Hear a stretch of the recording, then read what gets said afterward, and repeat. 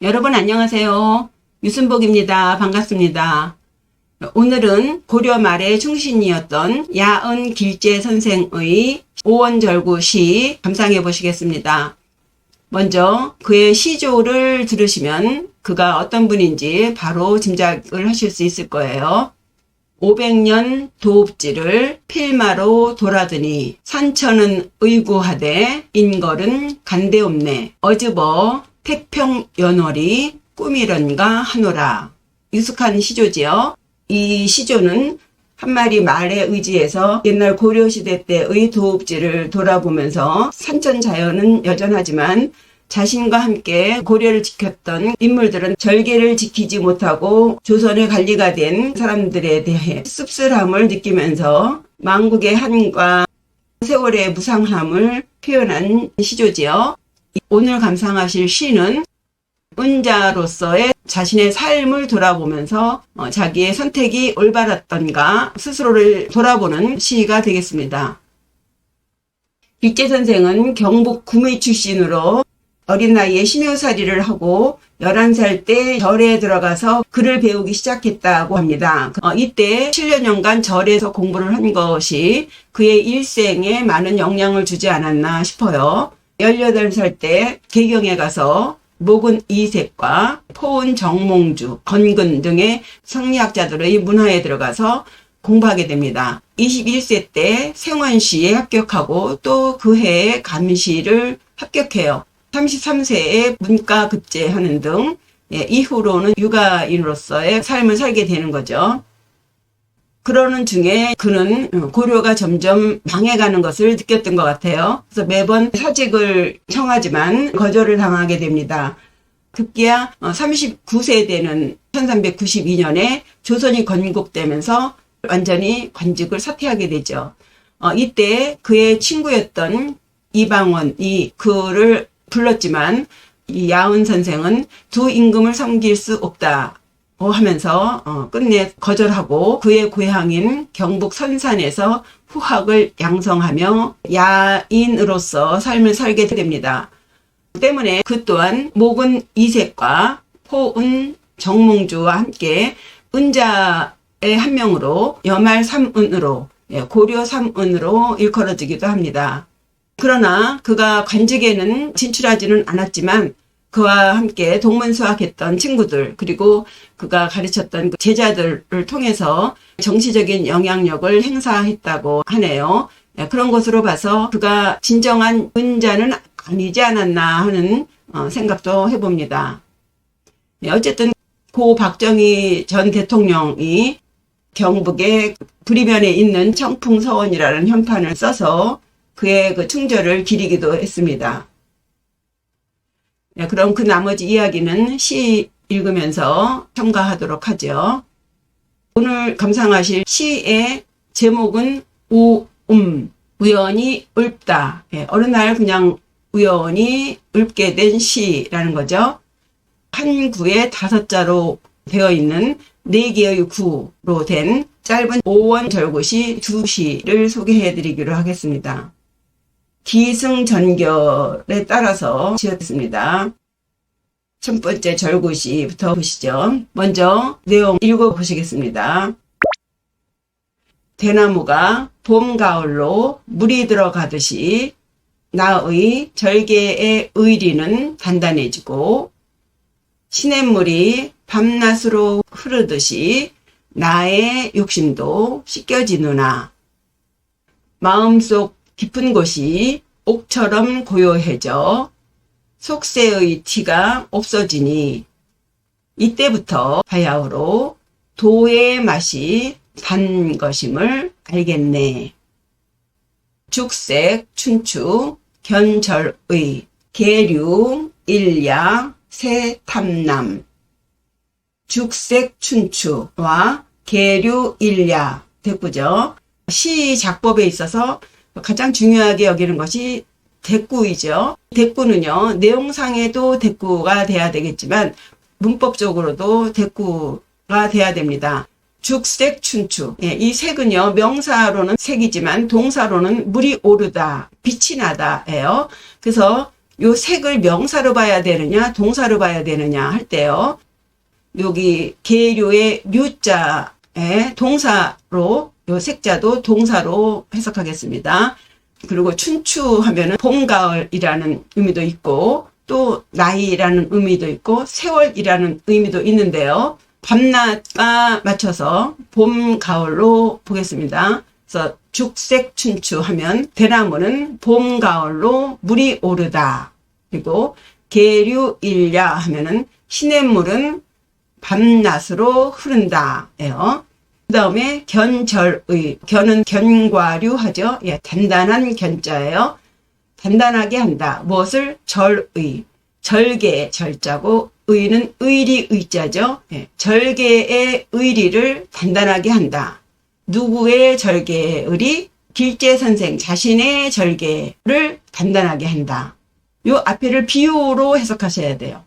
대나무가 봄, 가을로 물이 오르듯이 빛이 나듯이 나의 절개의 의리는 단단해진다. 이것을 대나무색이 세월이 따라 절의를 단단하게 한다. 이렇게 하면은요, 두리뭉실한 해석이 되는 거예요. 그 다음에 계류일야 새탐남. 마찬가지로 시냇물이 일야 밤낮으로 흐르는 것처럼 세수하다, 그죠? 닦다, 씻겨준다. 무엇을? 탐남, 욕심탐, 욕심람자예요. 새탐남, 욕심을 씻겨준다. 누구의 욕심? 시인, 길재 선생, 나 야은의 욕심을 씻겨준다.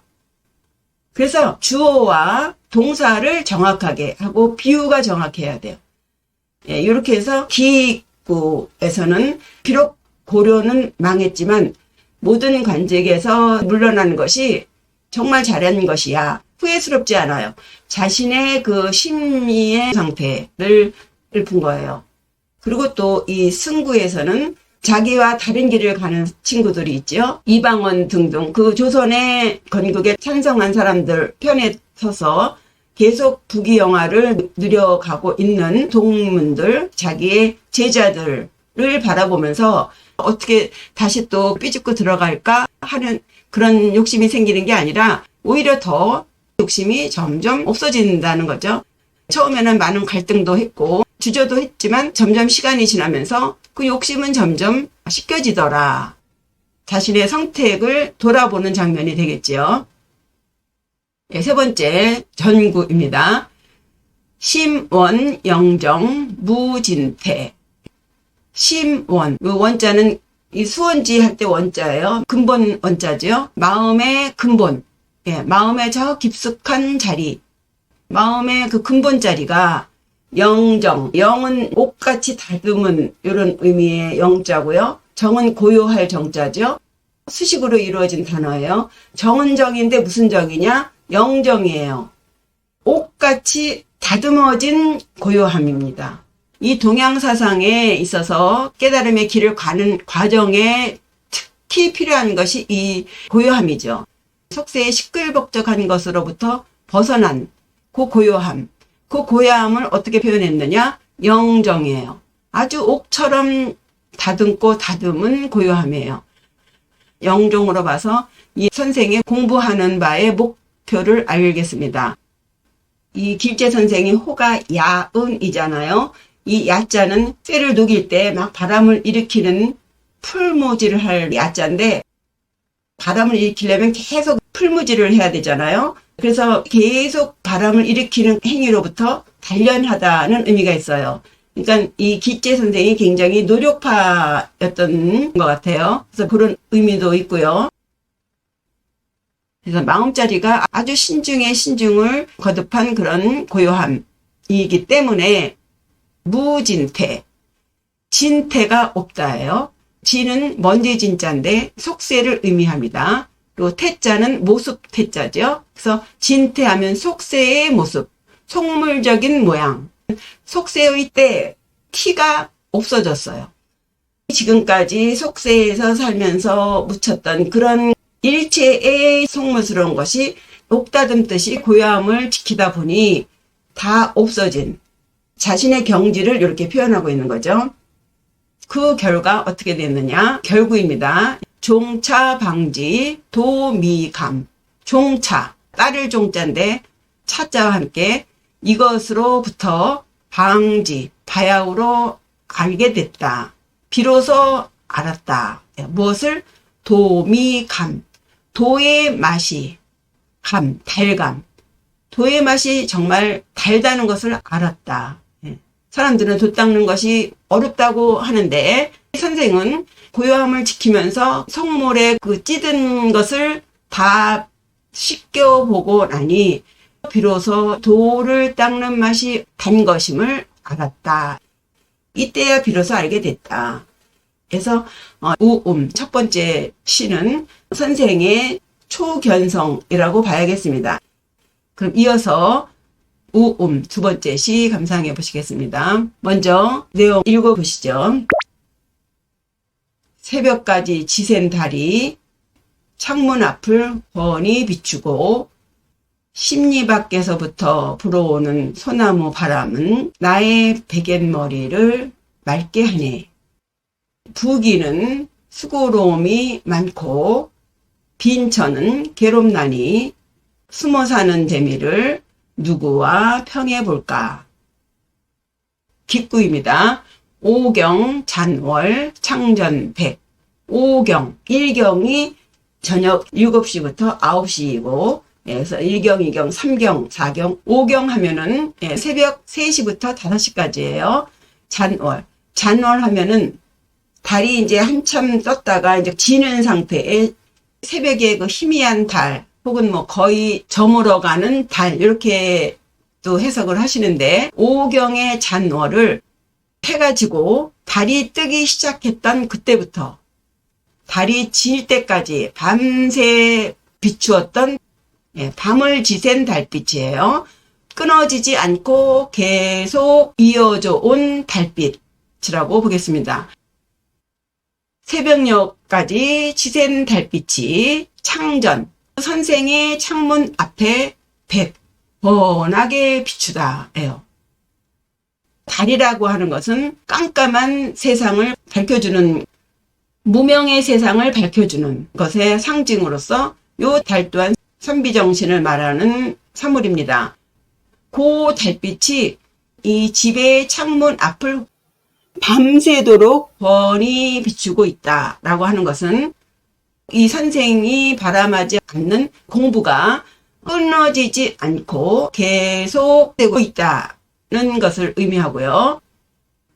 그것을 조금 더 발전시켜서 구체적으로 설명한 것이 승구예요. 심리, 송풍, 침상청. 심리, 송풍은요, 오경잔월과 대꾸로 했습니다.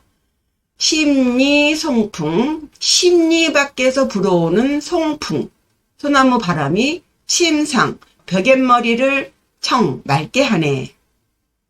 이 심리도 역시 오경이 1경서부터 계속 온 시간을 말한다면 심리도 1, 2서부터 심리까지 굉장히 먼 거리를 불어온 공간을 말하죠. 저 먼 곳에서부터 불어오는 송풍, 소나무 바람.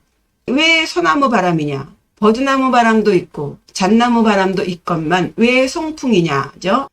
이 송은요, 학과 띄어서 말할 수 없어요. 예를 들면 청송 백학루, 푸른 소나무는 백학의 누각이다 하고 또 뭐 소나무는 백학의 병풍이다 뭐 이런 식으로 표현을 하는데, 학은요, 해가 지면 마치 흰 눈이 내린 것처럼 다 소나무 숲에 와서 점점이 앉아있죠. 소나무는 학이 살고 있기 때문에 거론되는 것이죠. 그럼 이 학이 무엇이 간대죠? 천년학이라고 들어보셨죠? 옛날 정영위라고 하는 선비가 어느 날 영허산에 가서 1000년 동안 공부를 해서 선도를 깨쳐서 학이 되어 돌아왔다는 이야기가 있어요. 그야말로 유가인이나 도가인의 로망입니다. 학은. 그래서 이 백학은요, 선도를 깨친 신선을 의미하고요. 송풍은요, 학이 살고 있는 그 선도가 머물고 있는 거기서부터 불어오는 소나무 바람이에요. 저 먼 곳에서부터 불어오는 선도의 바람이 침상청, 내 벽앤마루를 맑게 한다. 말하자면 내 머리를 아주 밝게 한다. 이 선생이 무슨 공부를 하고 있는지를 짐작할 수 있겠죠. 선도예요, 선도. 그래서 하늘로부터는 무명의 세상을 밝혀주는 기운을 얻고, 그리고 또 낙으로부터는 정신을 맑게 하고, 뭐 이런 식으로 자신이 공부하고 있는 그 과정을 이렇게 설명하고 있다고 보겠습니다. 해서 이 선시에는 송풍과 관련된 시가 많이 있어요. 본시 산중인이라는 시는 아주 노골적으로 깨달은 것을 송풍으로 비유하면서 어떻게 세상에 전달할 것인가를 고민하는 시도 있고요. 또 조선의 화가인 연담 김명국의 스님과 학이라는 그림이 있습니다.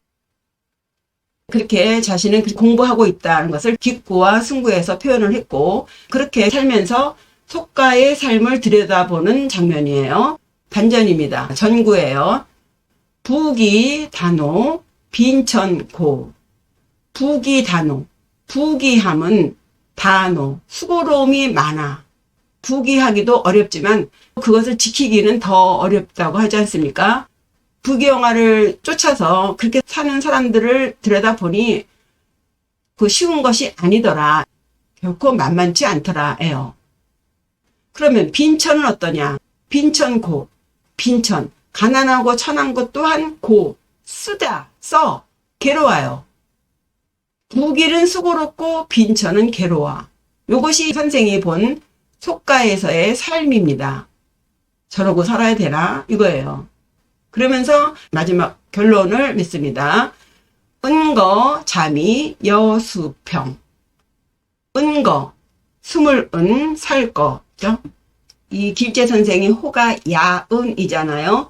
야자는 또 들야자와 발음이 같지요. 그러니까 그 관직에서 물러나서 평민으로 사는 그런 의미로 야은이라고 지었습니다.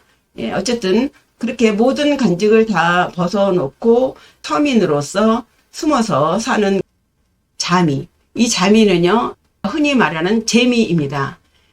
숨어서 사는 이 재미를 여수평, 함께요. 누구수, 여수, 누구와 함께, 평할까. 무엇을 평해요? 부귀한 삶과 빈천한 삶, 그리고 은거하면서 사는 삶 중에 어느 삶이 가장 좋은가를 도대체 누구하고 평해볼까? 이렇게 좋은 삶이 있는데 이 재미를 누구랑 얘기하지? 다들 뭐 이런저런 이유로 열심히 살고 있지만 결국은 부귀를 쫓아서 그렇게 수고를 하고 있고, 또 그 부귀를 쫓지 않는 사람들은 또 가난하고 신분이 또 낮다 보니 때때마다 고비고비마다 괴롭고, 그러니 이꼴저꼴 안 보고 숨어서 사는 이 재미를 누구와 나눠볼까? 얘기할 사람이 없네. 주위에 별로 많지 않음을 말하는 거죠. 이상으로 야은 길재 선생의 우연히 읊어보네 두 수 감상해 보셨습니다. 이 설명을 바탕으로 시 전체 같이 한번 읽어보겠습니다. 죽색 춘추 견절의. 대나무가 봄 가을로 물이 들어가듯이 나의 절개의 의리는 단단해지고, 계류 일야 새탐남, 시냇물이 밤낮으로 흐르듯이 나의 욕심도 씻겨지누나.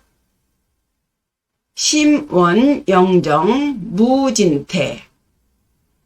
마음속 깊은 곳이 옥처럼 고요해져 속세의 티가 없어지니 종차방지 도미감.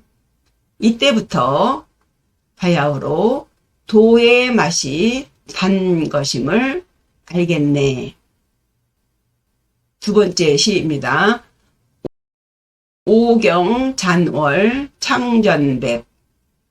새벽까지 지샌 달이 창문 앞을 훤히 비추고 심리송풍 침상청.